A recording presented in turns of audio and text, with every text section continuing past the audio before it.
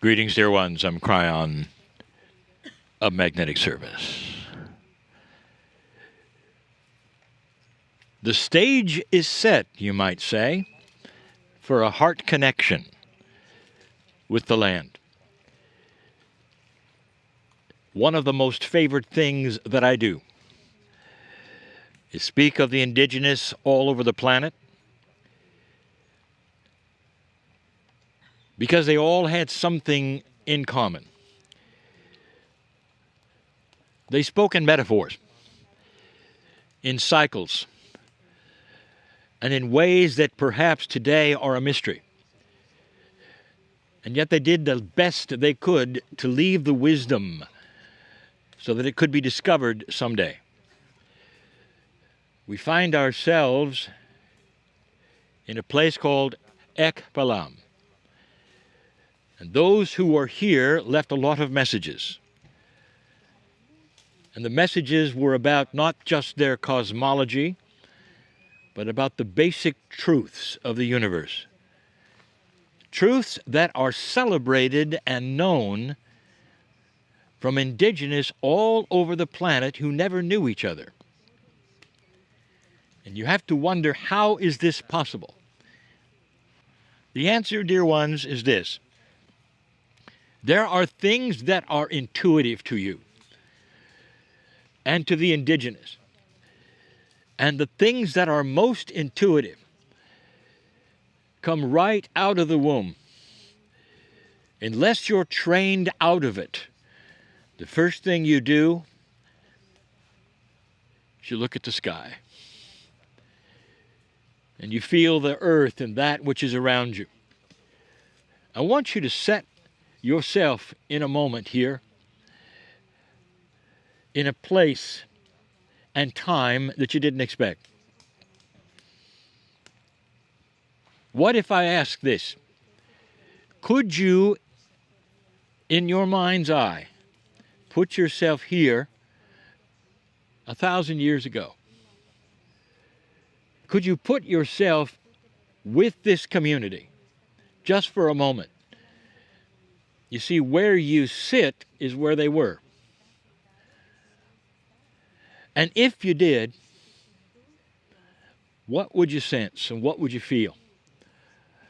Let's say you were invisible. Let's say you're sitting on the ground. Now let's talk about what they believe. If they wish to get in touch with their ancestors, they don't look to the sky, dear ones. They look to the earth. And you're sitting on it. Perhaps the very dirt or close to it that was there before, or close enough. And I'll tell you this, the wisdom of the planet contains all that ever existed, that was ever learned, that was ever taught by any Indigenous anywhere. I'm going to propose something that the Indigenous teach, that the earth is multidimensional, that the very dirt of the earth contains the actual knowledge and core truths of all the Indigenous everywhere. This would explain a little more, would it not? Why the Carroll in Peru would know the same things as the Navajo in North America, or the same kinds of truths that the Maya taught, or the Toltecs or the Aztecs taught. Do you know, they gave metaphors constantly. An underworld that you come from, that you graduate from. That is a metaphor for layers of consciousness that go from low to high. They understood that you go through a path of learning.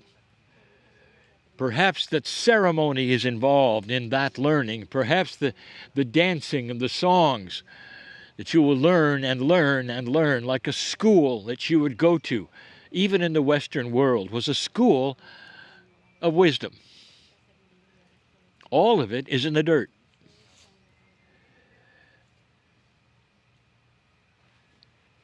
Some have said, well, the indigenous, well, they did a lot of things. How quaint, you say.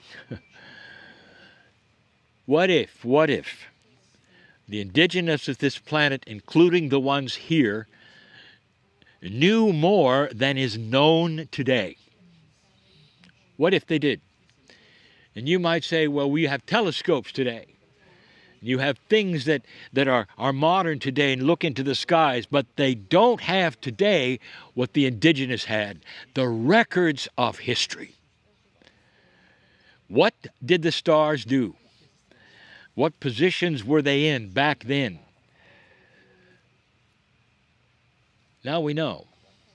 And this tells us more about the planet's cycles than anything we have today. This planet is about to awaken with a big truth. And that big truth is called climate change. It's right on schedule, not caused by humans, and it will result in a different climate almost everywhere on this planet. Did you know that the indigenous understood that?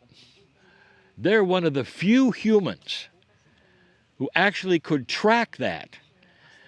And today, in modern science, it's a mystery. It's even mislabeled. The indigenous knew it. They had seen it. Some of the indigenous in colder areas watched the glaciers come and go on a regular basis. And today, science sees them receding, and it's an emergency. It's a cycle, dear ones. The indigenous know all about the cycles. But the main one that is known by these people is the Pachacudi. And that is the one that says you are in a new cycle, a 26,000-year cycle, one that you are awakening to with promise and free choice. The indigenous had things you don't know about. It's called intelligence. My partner has taken me all over the world, where Western science has looked at the buildings and said they must have had help from beyond. What they had help is they knew how things worked. They could move stones very cleverly, using gravity, dirt, digging holes, fulcrum points, all of the things that today you don't even think of because you have machines. They built great things slowly. They had mathematics divisible by 4, and we have told you this before.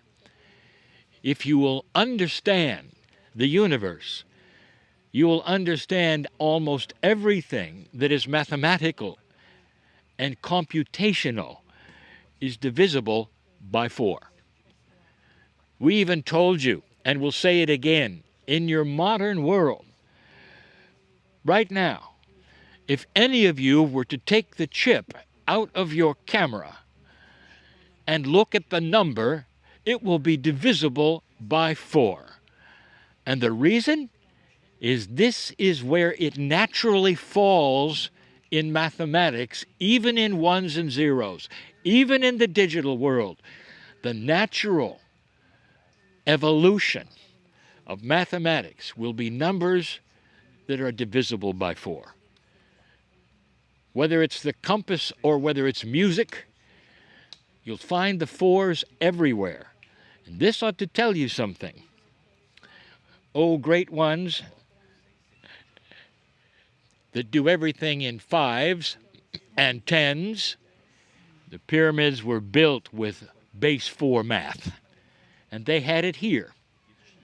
These are the kinds of things that the modern world will discover someday, and it'll point right to here. My partner took me to Easter Island. The National Geographic had just been there, trying to figure out how the stones were moved. The Indigenous stood by as their guides and helpers. But the scientists never turned to the Indigenous and said, "Do you know how the stones were moved?" You see, they do. They're all related to the original Rapa Nui.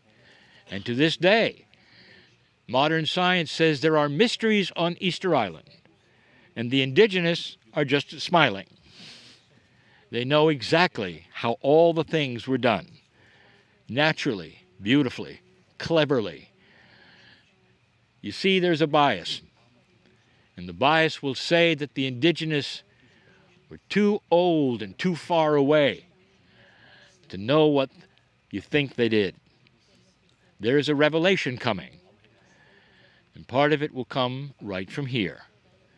You sit on the dirt of the earth that has all of the knowledge that ever happened in it. And I say to you again, tell me what mainstream religion today honors the dirt of the earth. And there aren't any. There's a revelation coming. And that will be the core truths of this planet, known by the Indigenous even here, in so many metaphors and so many cycles. And there'll come a day when there'll be a lot more honoring of those ancients who lived in places like this. And finally we say, did any of you meet yourselves here? Do you dare think of that as your hand is on your heart? Does the land talk to you? Does it say, welcome home? Does it say,